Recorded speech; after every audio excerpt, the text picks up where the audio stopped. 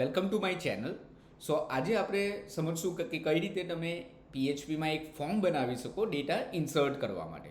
Okay, સો last વિડીયોમાં આપણે જોયું હતું કે ડેટાબેઝનું કનેક્શન કઈ રીતે થશે એન્ડ ટેબલ કઈ રીતે આપણે બનાવી શકીએ. ઓકે, સો હવે આપણે આટલે પીએચપીની અંદર એક ફોર્મ બનાવવાનું છે કે જેનાથી તમે પ્રોડક્ટ ટેબલની અંદર ડેટા એન્ટ્રી કરાવી શકો. ઓકે, ચલો તો સ્ટાર્ટ કરીએ. સો આના માટે આપણે બૂટસ્ટ્રેપ યુઝ કરવાનું છે. સો ફર્સ્ટ ઓફ ઓલ પ્રોજેક્ટનું આપણે બેઝિક સેટઅપ કરી દઈએ. ઓકે, સો ફર્સ્ટ આપણે એક સીએસએસનું ફોલ્ડર બનાવશું કે જેની અંદર બધી ડિઝાઇનિંગ આવશે. સો style.css.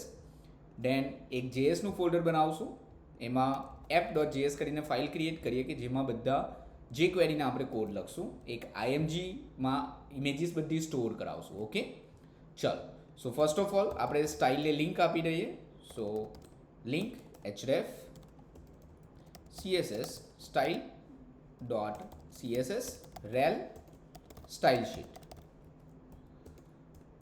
ઓકે, દેન આપણે જે ક્વેરી યુઝ કરવાના છે તો જે ક્વેરીનો CDN ડાઉનલોડ કરી દે. જે ક્વેરી CDN એન્ડ આપણે બૂટસ્ટ્રેપ યુઝ કરવાના છે. સો બૂટસ્ટ્રેપ. ચલો, જે ક્વેરીમાં એટલે આપણે જે ક્વેરી એડ કરીએ. ઓકે, દેન આપણે જે app.js ફાઇલ બનાવી છે તે એડ કરી દઈએ. સો સ્ક્રિપ્ટ src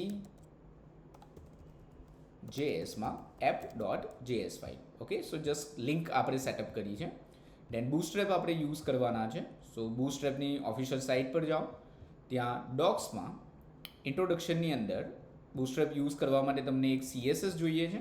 તો CSS આપણી જે CSS છે તેની ઉપર મૂકવાની છે. ઓકે, દેન બૂટસ્ટ્રેપ માટે એક JS આવે છે. તો JSને જે ક્વેરી અને આપણી જે JS છે એની વચ્ચે મૂકશું. ચલો, સો આ આપણે બૂટસ્ટ્રેપનું સેટઅપ કરી દીધું છે અને એક બેઝિક પ્રોજેક્ટ સ્ટ્રક્ચર જે હોવું જોઈએ તે.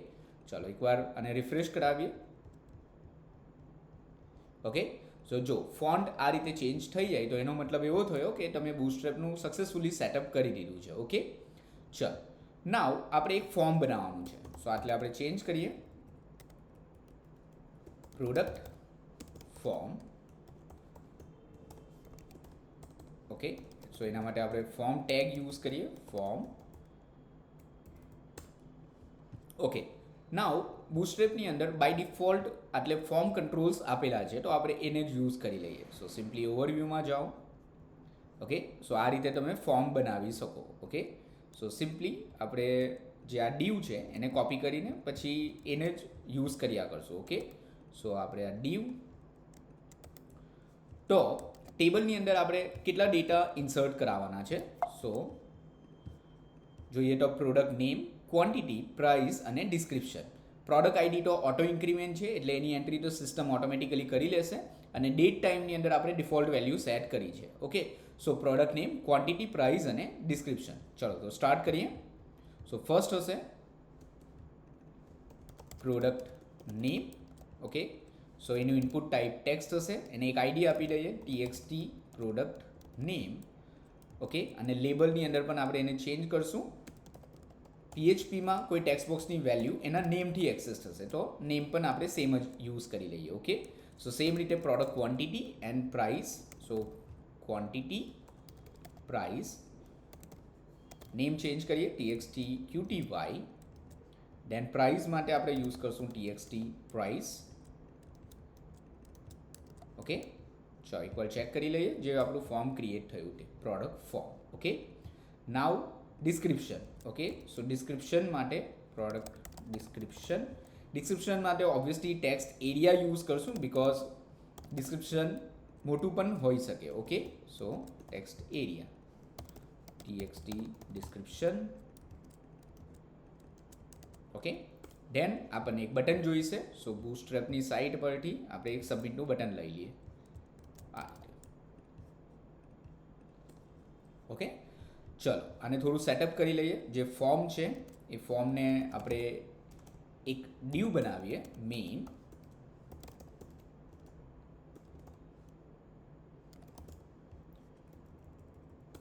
દેન એક ડીવ ક્લાસ કન્ટેનર, ઓકે, અને કન્ટેનરની અંદર અત્યારે આપણે આ ફોર્મ યુઝ કરીએ છીએ. ઓકે, સો થોડું પ્રોપર વેમાં આપણે એને ડિઝાઇનિંગ કર્યું છે. સો એકવાર ચેક કરી લઈએ. સો આ રીતે તમારું એક પ્રોડક્ટ ફોર્મ ક્રિએટ થઈ ગયું. ઓકે, H1ને પણ આપણે કન્ટેનરની અંદર લઈ લઈએ છીએ. ઓકે, સો ઇન્સર્ટ કરાવવા માટે આટલે આપણે એક ફોર્મ બનાવ્યું છે. ઓકે, સો index.phpમાં પ્રોડક્ટ ફોર્મ હશે, પ્રોડક્ટ નેમ, ક્વોન્ટિટી, પ્રાઇસ અને ડિસ્ક્રિપ્શન. જ્યારે સબમિટ બટન પર ક્લિક કરશે તો આ જે ડેટા છે એ આપણે આટલે ડેટાબેઝની અંદર સ્ટોર કરાવશું. ઓકે, જો તમને વિડીયો ગમ્યો હોય તો વિડીયોને લાઇક કરો, શેર કરો અને ચેનલને સબસ્ક્રાઇબ કરો. જો તમારે PHPનો ફૂલ કોર્સ જોઈએ છે તો ડિસ્ક્રિપ્શનની અંદર જોઈન્ટ કરવા માટેની લિંક આપી છે, ત્યાંથી તમે જોઈન્ટ કરી શકો છો. Thank you so much for watching this video. મળીએ નેક્સ્ટ વિડીયોમાં.